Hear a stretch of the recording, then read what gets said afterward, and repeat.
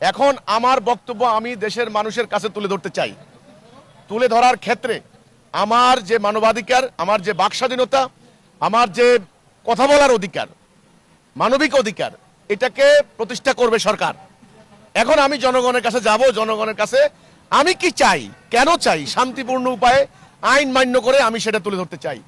আমি তারেক রহমানের কাছে আমার এটা থাকবে আরেকটা দাবি, যে আমার মানবাধিকার যেন কেউ ক্ষুণ্ণ করতে না পারে। কোনো উগ্রবাদী, মব সৃষ্টিকারী, ফতুয়াবাজ, ধর্ম ব্যবসায়ী কেউ যেন আমার সামনে প্রতিবন্ধকতা সৃষ্টি করতে না পারে, সেটা নিশ্চিত তিনি করবেন। আমার দাবি যেটা থাকবে, আপনি যেভাবে আপ্রাণ চেষ্টা করছেন মানুষের মধ্যে একটা সৌহার্দ্যপূর্ণ পরিবেশ সৃষ্টি করার জন্য, আমি বলেছি বিদ্যমান চলমান এই রাজনৈতিক ব্যবস্থা যদি কায়েম থাকে শান্তি আনতে পারবেন না। এই বিদ্যমান ব্যবস্থার পরিবর্তন করতে হবে। এটা হলো উপনিবেশিক যুগের ব্রিটিশ আমলে তৈরি করা ব্যবস্থা। এটা ইতোমধ্যেই এর কার্যকারিতা হারিয়েছে। আমি মনে করি তিনি একজন মুসলমানের সন্তান, তিনি এই বাংলাদেশের সন্তান। তিনি বলেছেন বাংলাদেশ সবার আগে। এবারে নির্বাচনের স্লোগান ছিল। আন্তর্জাতিক অঙ্গনে যদি বাংলাদেশের ভাবমূর্তি উজ্জ্বল করতে হয়, তাহলে এক নম্বরে জাতির মধ্যে চলমান বিদ্যমান এই যে রাজনৈতিক হানাহানি, বিভাজন, এটা বন্ধ করতে হবে। এটা কিভাবে বন্ধ করা যায়, এবং এই যে অর্থনৈতিক জালিয়াতি, এটা বন্ধ করতে হবে। এই যে দুর্বৃত্তায়ন বন্ধ করতে হবে, কিভাবে বন্ধ করা যায় সেটার একটা রূপরেখা, তাওহীদ ভিত্তিক আধুনিক রাষ্ট্রের একটা রূপরেখা, একটা আউটলাইন আমি তুলে ধরেছি। আমার তারেক রহমানের প্রতি আমার আহ্বান থাকবে, আমাদের প্রস্তাবনা আপনি বিবেচনা করেন। এক নাম্বার। দুই নাম্বার, নির্বাচনের আগে তত্ত্বাবধায়ক সরকার ইন্টারিম বলেছিলেন যে আপনারা আপাতত, যেহেতু আপনারা নির্বাচন করছেন না, আপনারা আপাতত প্রচারণা বন্ধ রাখেন, একটা ফেয়ার অ্যান্ড ফ্রি ইলেকশন হোক, আমরা চাই বাংলাদেশে একটা নির্বাচিত সরকার আসুক। আমরা বলেছি ওকে, আমরা ওয়েলকাম জানিয়েছি। এখন নির্বাচন শেষ হয়ে গিয়েছে। এখন আমার বক্তব্য আমি দেশের মানুষের কাছে তুলে ধরতে চাই।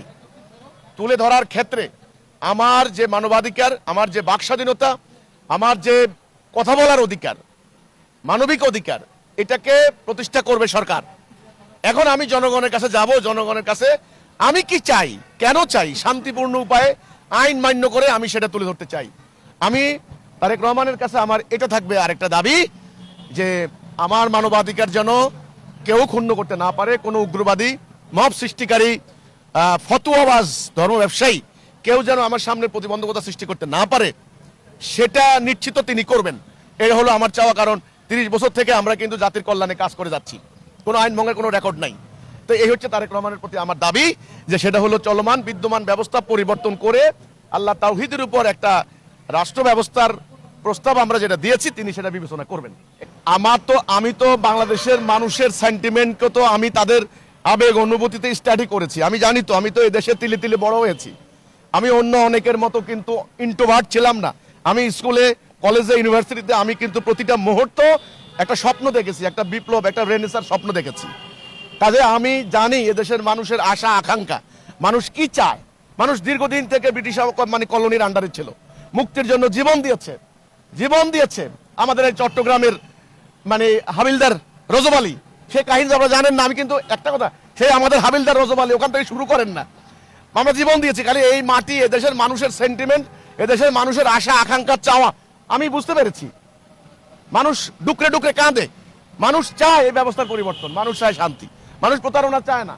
আর বাঙালিদের খুব একটা বেশি হাই অ্যাসপাইরেশন নাই, তারা দুবেলা দুমিটো খেতে চায়। তো কাজেই আমার একটা কনফিডেন্স আছে, যে আদর্শ দান করেছেন আল্লাহ রাব্বুল আলামিন, এটা যদি মাঠে নামতে পারি, পাই, 10 কোটি ভোটার আমি নিয়ে হাজির করব সোজা। এটা আমার একেবারে আত্মবিশ্বাস, এই কনফিডেন্স আছে ইনশাল্লাহ। কিন্তু জনগণের সামনে আমাকে কথা বলতে দিতে হবে। আমি কি চাই, আমি কেন চাই, কিভাবে চাই, এটা কিন্তু জনগণকে জানতে হবে, এটা বলতে হবে। জনগণ না জানলে আমার সামনে কিভাবে আসবে?